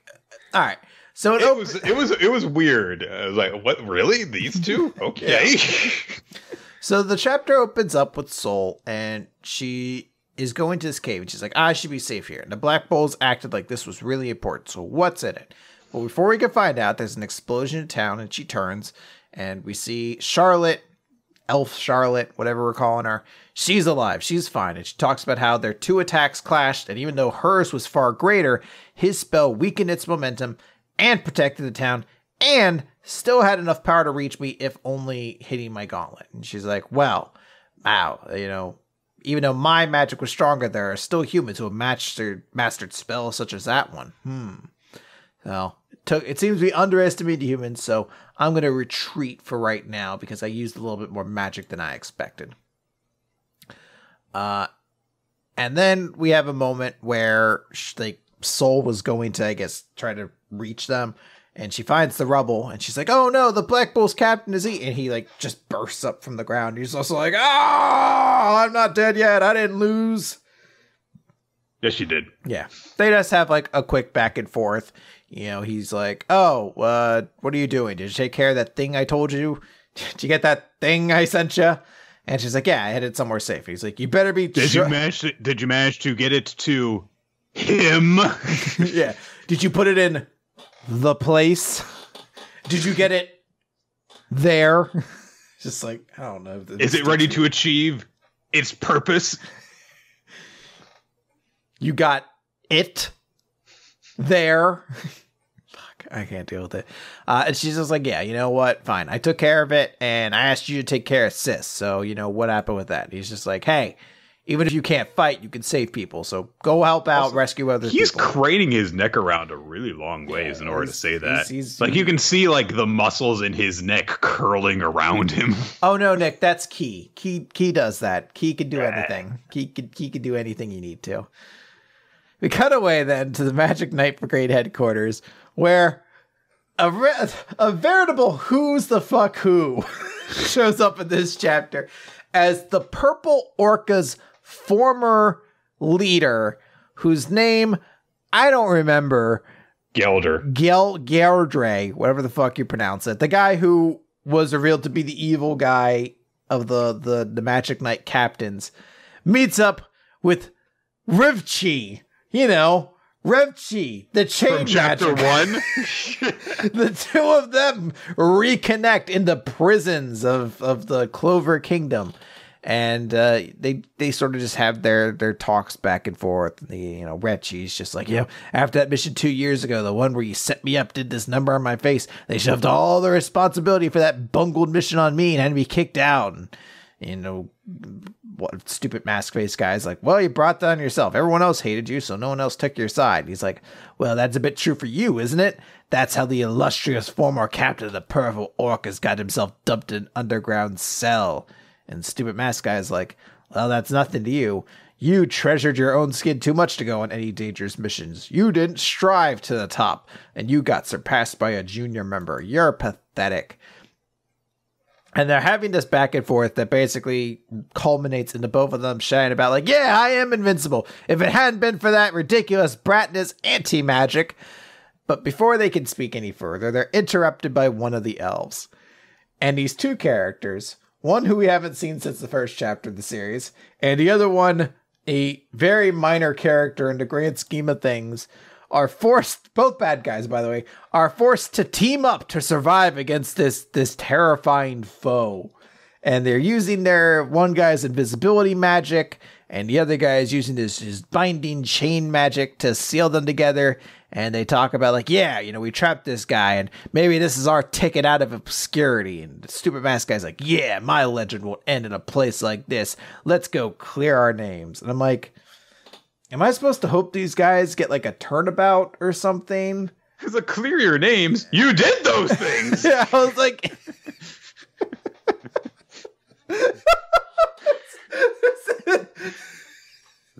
I'm going to go and prove myself innocent for the crime I committed. Okay, OJ. Yeah, like Bernie Madoff, like, I'm freed from prison. It's time to earn my respectable name back for those crimes. Like, no, you're not. You did those. I don't know. This is sort of just strange because I don't know, maybe there was somebody clamoring for these guys to return, but I always liked the joke that the purple orcas were just filled with the shitty loser characters that nobody apparently likes. It's canon. Like, basically every member of the purple orcas is a piece of shit. Except for the one guy who was so immaculately perfect that he had to die, which was Zora's dad. But outside of that, their guild's just full of the biggest cocks on the planet. This would never happen if they were the gang orcas instead of the purple orcas. Oh man, that'd be a great guild. That would be great. All right. So we cut away then, and we're at the main base of the Crimson Lion Kings. And they're all being attacked by another person, the Vice Captain Randall. I guess this is the Vice Captain of the... With his shitty mustache. Yeah. His shitty mustache. It is his Kempo pose or whatever. I don't remember this guy, but he's probably somebody. I don't know. And he's like, I'm not going to stop. Not until you're all dead and gone. And they're like, his magic's on a different level. But then, not Fiego, Leon. Leo, that's his name. Leo's like, no, we're the most powerful brigade. We're led by the most powerful people. We're the Crimson Lions, and we will not lose. That's the end of the chapter. This is like, because let's recap, what's gone on during the self-invasion thing. We've seen Gauche and we've seen Charlotte have fights with people and then leave without either side really winning. And Gauche, I think, didn't even actually attack people. So the only members of the possessed elves that have actually been defeated and neutralized are those that Asta's encountered and used his bullshit sword, because Asta's the only important character in this series, in order to stop this. But all of a sudden, Gelder and Revchi managed to team up to seemingly neutralize this guy. It's entirely possible we're going to come back and see that they got their asses kicked, but this guy's chain magic seems to have sealed away his magic, so it looks like they've actually stopped him momentarily. This would be like if during the hug the zombies to make them go away arc of Naruto, if we had seen like only the heroes like Naruto and Sasuke or whatever managing to take them out, then all of a sudden like Dosu, the sound guy who got killed by Gaara during the Chunin exam, and Mizuki, the guy from chapter 1 who convinced Naruto to steal the scroll, showed back up and stopped one of them. And they were the first minor characters to actually successfully defeat one of these guys. It's such a random turn of events. Gelder, I was kind of expecting we would see eventually again, because he was just like a captain who turned traitor that we knew nothing about and then just like went away. But Revchi is just like, wait, really? He's back too? Okay. It's almost as though the manga was like, the anime is going to need some help with filler. I better give them a couple lean-ins or something like that. Because it's at a strange point, too, where, like, if you took this out, you're like, no, this kind of makes sense. Like, we're having Yami versus Charlotte. Kind of like, in this whole scenario, this feels like a very natural thing. And then we're moving aside, and it's like, oh, the Crimson Lions have to be involved with this too, because it makes sense. The Crimson Lions are like this big side character group. Like, we need something to kind of get them involved with this as well. So it makes sense to bring them there. It seems so out of left field to be like, with all the other like big important characters, because again, like you think like Rill and Gauche and like the actual Zerx, I guess he got beat, but the actual Zerx Lugner and all those guys that were grabbed before, and Ben Funk, for God's sakes, he's still out there as an elf. Like, all these characters who are, like, significant that are still out there that haven't been addressed, to be like, we're going to introduce a new guy, and he's going to be countering the guy from the first chapter, the villain of the first chapter, and a side character from, like, 60 chapters ago. And you're just like, okay. Like, it's almost like the Shinso thing where I'm like, is there a popularity poll where fucking the purple orca guy was like stupidly popular for some reason? And like, well, it'd be stupid if he was the only one doing something. Let's throw Revchi in as well. Like, I don't know. The massive write-in campaign for Revchi to reappear. Fuck, we need to do that next time there's a popularity poll. We'll have to keep a note of that. All right, let's close things out with One Piece, chapter 915, Bakura Town. So, I guess we should also make a note that apparently during all of the side stories on the cover pages, Bellamy is apparently going to be a flag dyer now. I mean, I'm glad we got to see what happened to him, and I'm glad he has a happy ending. Good for Bellamy. He just has a boss who beats him regularly. Hey. Sometimes you have to. All right. So this chapter centers around Luffy and Zoro and well, it's also, I think it's actually, this is a small thing, but this is actually a very sort of interesting end for Bellamy too, because if you remember, he was originally introduced as somebody who laughed at the idea of skulls and crossbones.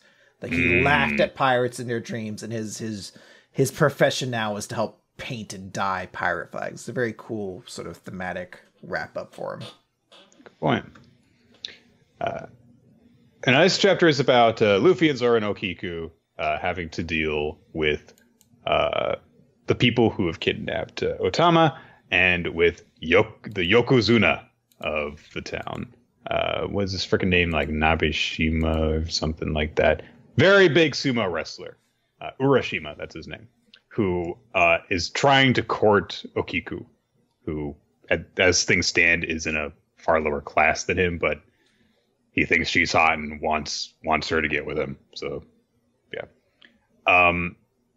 There's a gifter with him whose name is literally Mouse Man. Well, what was his name before he got the mouse smile fruit? Well, thus far, everybody who's gotten a smile fruit we've seen has just been their animal name, like Batman, Mouse Man, yeah. Gazelle Man. Good point. And he's like, you could just kill all her relatives and leave her with nowhere else to go and make it so that she would have to rely on your generosity to survive, and then she would marry you. That's a great idea. Let's do that. And just as a random example of his casual cruelty in the restaurant that they're in, he points out the raccoon dog that's been wandering around. He's like, what's that? Oh, we're sorry. That's our pet. He's been our pet for years. I want you to cook it. What? Cook it for me. Aww, not the raccoon. Dog. So we cut over then to another mansion where Otama has been brought there by Gazelle Man to Holdem, a guy who has the lion smile fruit, and this is weird. So he has a lion's head and front paws coming out of his belly. So he and the lion have different minds and get into spats with each other, but they share the same body. Yeah, this was surprising. This is the first time I think we've seen a devil fruit work like this. I don't know if this is something specific to how smile fruits work, that sometimes I guess they could end up like this. Go wrong, yeah. Yeah, but it's certainly interesting. I do like it because he's just like, fuck you, shut up, lion. And the lion punches him in the dick every time. Like it's this awful fucking never-ending circle. And I do love Otama's observation here. He has a lion on his tummy. It's like, yep, that's true. And sure, yeah, they get into a fight. Holdem does with his lion head, and the lion just goes for the balls, and it hurts both of them, and they topple over. And while he's writhing on the ground in agony, he's like, "Answer me, girl. How did you manage to tame that baboon?" Fucking Shinsuke Nakamura, the lion over there.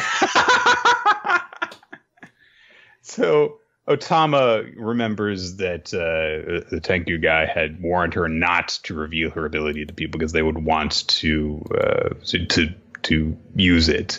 And so she was just like, I've just always been good with animals, that's all. And so Holdem says, but I heard that you tore off your cheeks, so let's try it out. Bring me some pliers. Ugh. So she, kind of quietly cries out for help, and we cut over to Luffy. I would like to note, she cries out for help for big bro Luffy. Because that's how, I guess, she processes his name, being old school Edo Japan, or whatever the hell era this is based on. So Luffy and Zoro and Okiku have arrived at the front gates of Bakuro.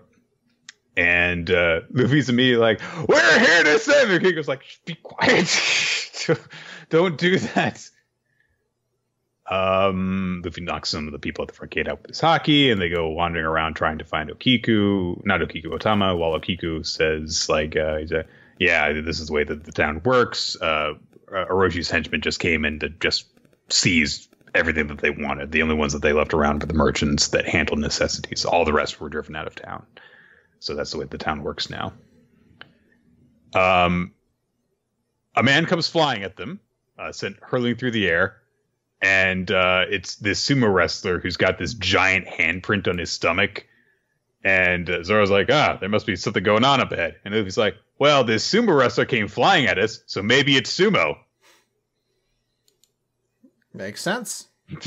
Can't really argue with you there, Luffy. We cut over to Oroshima, and we just see just how big he is, because he is towering over all of these normally would be massive men. And they're like, they actually take stock of how many bones he's broken so far. He's beaten 19 people in a row while doing this exhibition, I guess. And 3 more opponents step up, and they're like, all right, we've waited for him to get worn down. Now that prize is ours. And then Oroshima spots Okiku in the distance and immediately smacks them out of the way before they actually start the match. So he's like, "Have you decided to be my wife?" And I do love Okiku's reaction. Is like, "Oh no!" She tries to hide behind Zoro, but she's so tall, so Zoro just says, "You can't actually hide behind me. It won't work." So Oroshima says to some of his followers, "All right, bring her here, boys." And they're like, "Okay, good job, bro." And so Luffy says, "Hey, we're looking for a little kid, and she's bound to be here." And no one's paying attention to him. Everyone's just, focusing on the fact that Okiku is apparently Uroshima's girlfriend. They're like, "Wow, she'd be just right for him." And she gets picked up and carried away by one of the followers. We don't even see them actually reach the lion dog. They just are running towards them in one panel and then carrying her away in the other. And Luffy says, "Zoro, why'd you let him take her away?" Well, it didn't seem right to slice up a naked guy. Okay, yeah. Makes sense. So Kiku's brought up to Oroshima, and everyone suddenly realizes, wait a minute, that girl is from the tea house outside. She's not high enough to enter a place like this. We should kick her out. She doesn't deserve to be here. And Oroshima's like, "Shut up, all you assholes. You're all chattel." Or chattel. I don't know how to pronounce this word, I'll admit. You're all garbage, basically. So, whether any of you live or die is up to me. All right, come on, Okiku, let's go. And he just has this very ugly pucker up face. And Okiku gets pissed off finally and says, "This one knows of no person named Chattel." And she cuts off his top knot, which is an incredibly insulting gesture. And she says, "You jest, for it is your heart that is truly low." And that's basically the end of the chapter. And Luffy and Zoro are like, well, I guess we're going to fight now. So I've heard some people who have been pretty upset that they're like, this arc's starting too slow. I don't like this. This feels really par for the course as to how One Piece tends to start up its longer arcs. And I can understand this could be a part where you're like, things are slow. Things don't feel like they're fully developed. It's not really clear what the direction is. But, you know, it's worth noting that that's how a lot of these long arcs tend to start off. Like the start of Dressrosa was like them getting like captured by the Tontada and like that whole deal, and like Punk Hazard had like the whole start with them just meeting Mononosuke and whatever the other samurai's name is, whose name I'm forgetting at the moment. But like these long arcs tend to just start, like Fishman Island started with Sanji getting a giant nosebleed and they were worried he was going to die. Like it's one of those things where like the start of the arc is still going to be slow, and I think it's going to be a while before things really start to like kick into a direct moment. But we're getting small bits of information that's pretty important. You know, we see Holdem's there, and Holdem was kind of referenced as being one of like the signature people of Kaido's army. Like he was mentioned in sort of the same breath as Hawkins. So that's a character to kind of keep note of. You know, we're getting these different pieces here. We have Okiku, who, I mean, it's hard not to be pessimistic after like Rebecca and Shirahoshi and all these things. So hopefully this is a character who maybe is going to shirk that and be a cool character who will be significant. But I mean, it's hard to think so when it's also like, fuck, the entire Straw Hat crew's on this island at this point. Yeah. So like there's a lot of characters to be involved at this point. So I mean, we shall see, but it's still cool. I like this chapter. I like the characters' interaction and everything like that. Also, I got to call bullshit on this. You know, if there's one thing that I've learned from WWF, it's that Yokozuna is supposed to be Samoan. Like, come on. Well, Nick, what if this is, what was the guy from the Greatest Royal Rumble? Like, Satoshi Itachi, or whatever his name was. The guy that the prince in Saudi Arabia, I want Yokozuna. Well, he's been dead for like 20 years. Like, they're like, he's like, what, it was Undertaker, Ultimate Warrior, Yokozuna, and they're like, I mean, Ultimate Warrior is dead, but he at least is like the past 3 years. I don't know. Randy Savage, I think, Ultimate Warrior, and Yokozuna. Yeah, it's like, I don't know how to tell you. All of Yokozuna's been dead for years. He's been dead since like the 90s, man. Oh, god. So like, fine, we'll get you another sumo dude. All right. That is going to do it for Weekly Manga Recap. Chris, what were your favorites this week?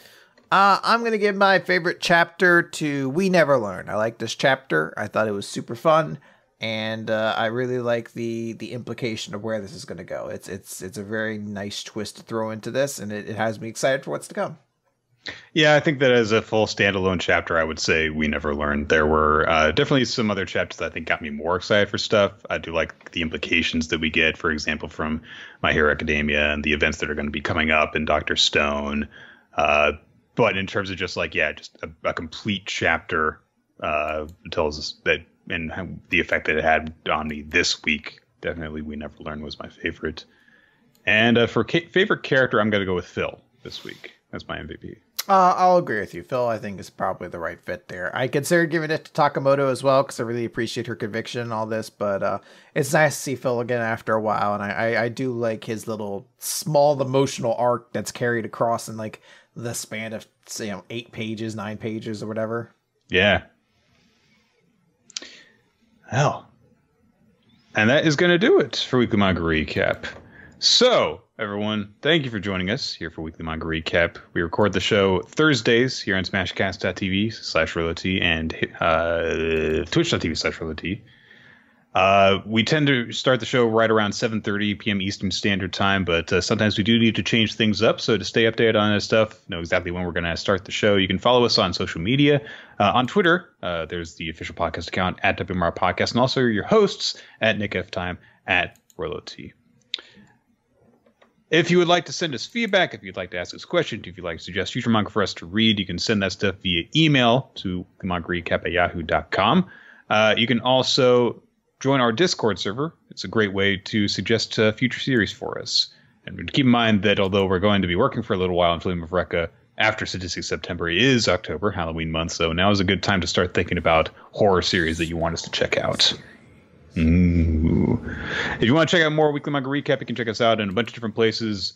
We've got weeklymangarecap.podbean.com is just for all the audio files. If you want to check out the video versions, you can check us out on YouTube and also on iTunes if you just want an more familiar way to search stuff up. Subscribe, comment, like, rate, all of that good stuff. It helps us to reach a wider audience, and we would really appreciate all the help in doing that. And finally, thank you to everyone who helps us out with the show, not just Infamous Planet and Steve Mann, our title card artist, but also to everyone who supports the show via Patreon, which allows us to create all sorts of fun bonus stuff for you guys to enjoy. Absolutely. Is that it? Are we heading out? I think that's everything. Ooh, actually, I should note real quick to guys who are champion patrons who haven't heard this yet, it has been a very busy end of August for both Nick and myself. So we haven't had the time to get a bonus podcast out, but I want everyone to know we're going to be doing 2 in September. That'll essentially make up for it. So one of them will be the August bonus pod. And if you're a champion subscriber in August, but you can't in September, let us know when that podcast comes out. We'll still make sure to get it to you. So that will be coming out. So if anybody's worried about it, that's the heads up. Yeah. And that's basically going to do it. Thank you, everyone. And we'll see you next time. Yeah. Goodbye. Bye. Goodbye. Okay. Wait, no, we're going to have our big epic sing-off. No. Fine.